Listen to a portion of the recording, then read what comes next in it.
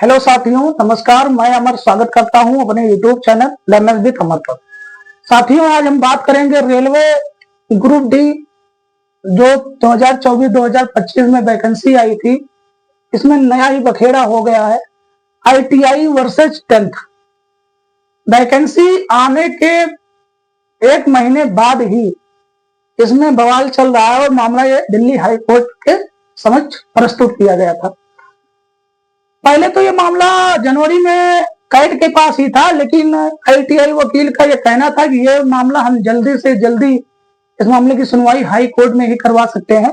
इस मामले को वहां से दिल्ली हाई कोर्ट में ट्रांसफर किया गया था। यहाँ पर याचिका लगाई गई थी, जिसकी एक दो सुनवाई हुई। फिर लंबे अंतराल के बाद 26 जुलाई की डेट दी गई थी, लेकिन 26 जुलाई को महीने का लास्ट सैटरडे था और उसके अगले दिन संडे था, तो 28 जुलाई को इसकी सुनवाई हुई। 28 जुलाई को दिल्ली हाई कोर्ट ने सुनवाई करते हुए ये कहा कि इस मामले में हम कोई छेड़छाड़ नहीं करना चाहते हैं, बल्कि हम कैट को यह आदेश देते हैं, आप लोग जहां से आए वहीं इस मामले को पुनः लेके जाइए, क्योंकि अभी उसने ही कोई फैसला नहीं सुनाया है। तो हम इस मामले में कोई छेड़खानी नहीं करेंगे, आप लोग वहीं पुनः जाइए।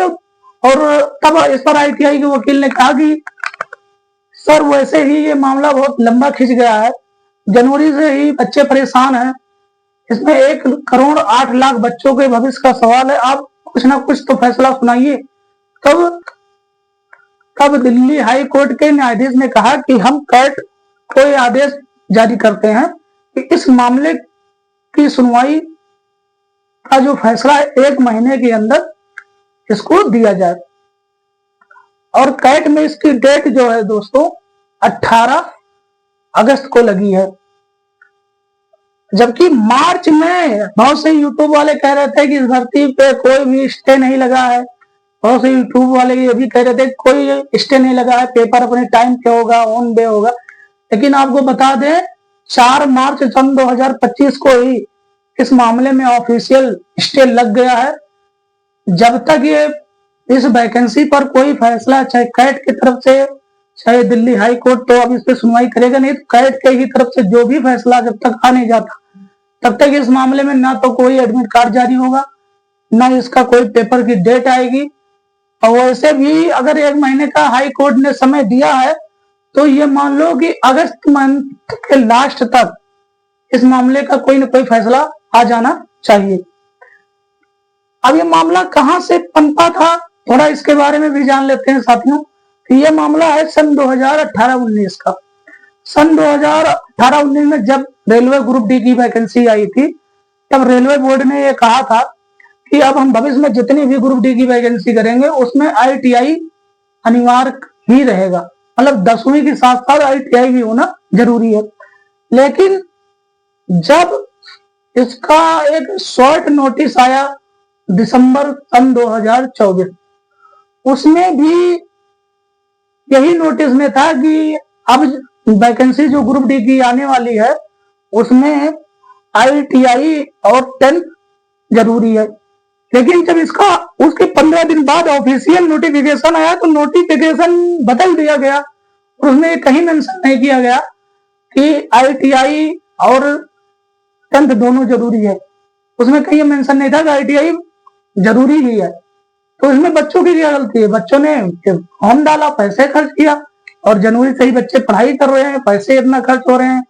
अब आप रेलवे बोर्ड अलग कह रहा है कि हम इस मामले में कोई छेड़खानी नहीं करेंगे, हमें भर्ती में बदलाव करने का पूरा अधिकार है आर्टिकल 123 के तहत। तो आईटीआई वाले बच्चे भी कैट में जाकर ये बोले कि अगर कोई एक बार शॉर्ट नोटिस जारी कर दी जाती है, समझ लो उसकी भर्ती प्रक्रिया चालू हो गई। और भर्ती प्रक्रिया चालू जब हो जाती है तो सुप्रीम कोर्ट का बकायदा गाइडलाइन है कि उस भर्ती प्रक्रिया में कोई छेड़छाड़ नहीं की जा सकती है।